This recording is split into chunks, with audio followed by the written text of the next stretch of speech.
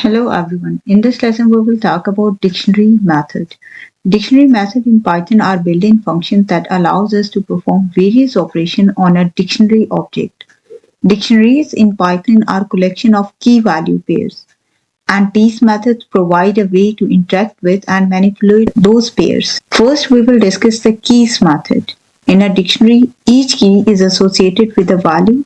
When we use the key method, it gives us a list of just keys in the dictionary. For example, we have an example, and in this example, the student dictionary has keys like name, age, major, and his full time. So by using the keys method, we will get just list like view of the keys from the dictionary. To get keys, we use the key method. First, we write the print and inside the parenthesis, we write the dictionary name student followed by a dot and key methods. Then we click the run button. In this output window, we will see only the keys name, age, major and his full time. There are only keys of our dictionary. Next method is values. Values method in dictionary is used to get all values in the dictionary without the keys. When we write print student.values, it will gives us all the values. When we click on this run button, in the output window, you will see only the values Alice, 20, computer science, and 2.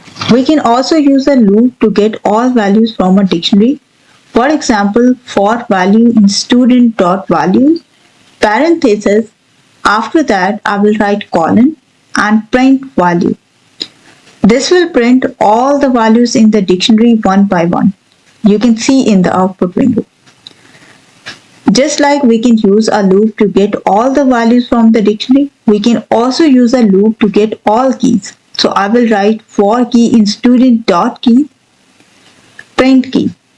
When I click on this run button, you will see all the keys are displayed in the output window. So we can use a loop to get all keys and values from a dictionary. Next method is items. Item method in Python are used with dictionaries to return a view object that contain a list of tuples. Each tuple has two elements, the key and its corresponding value.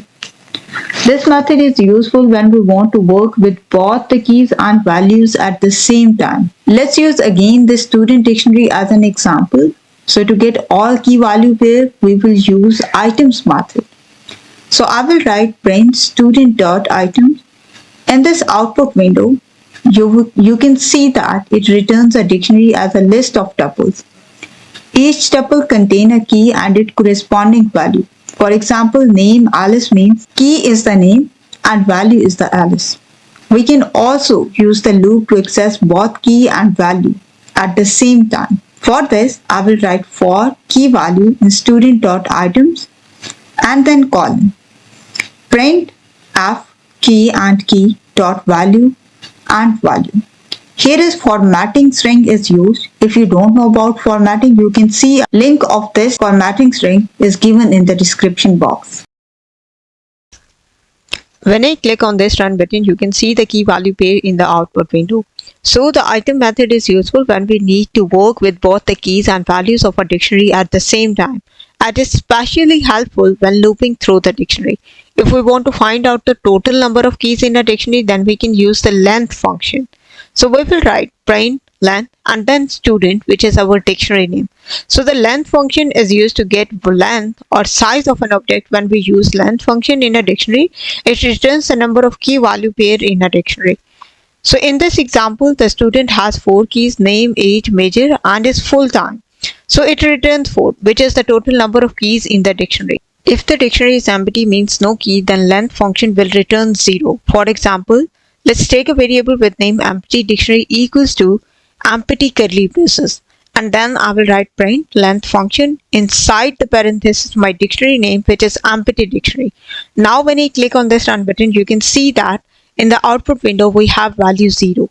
It's mean it will display 0 because we have no value in the dictionary. Next method we have is the get method. If we pass any key by writing .get, this method returns the value of that key to us. Let's see with an example. Now there are two ways to return the value. One is normal method and the other is .get method. To understand it, let's write both of them once. Let's suppose I want to display value of key name. Then I will write print student and then square bracket inside the square bracket name. I can also write print student dot get name. What will both give me? Both will give me the same value. Let's run it and both print the same thing you can see in the output window. But if by mistake I write name2 instead of name, and here as well, the line 1 will create an error and line 2 will doesn't create an error, it will create none, which means empty. So now let's see this line. It will it will not give any error. It will just print none because this one key doesn't exist. So it will return none, that means empty.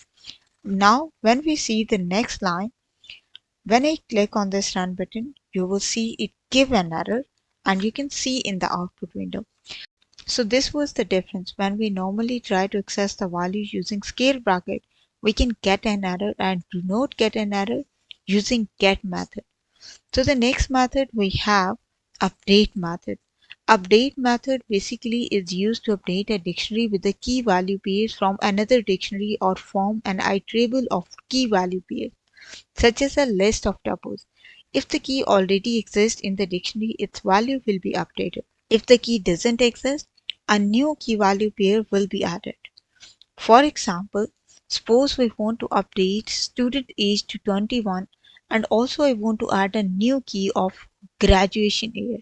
Then I will write student.update and inside the parenthesis I will create curly braces and age 21, comma graduation year 2024. Print student. When I click on this run button, you will see that age is updated to 21 and a new key value pair graduation year 2024 is also added. We can also pass the update as keyword argument directly. For this, I will write student.update and age is equals to 21, Country equal Pakistan. print student. You can see the result on the output window. If we want to update multiple values at once, we can provide a dictionary or list of tuples to the update method. So I will write student.up, name Alice Johnson, major data science, print student. The name was updated to Alice Johnson and the major was updated to data science.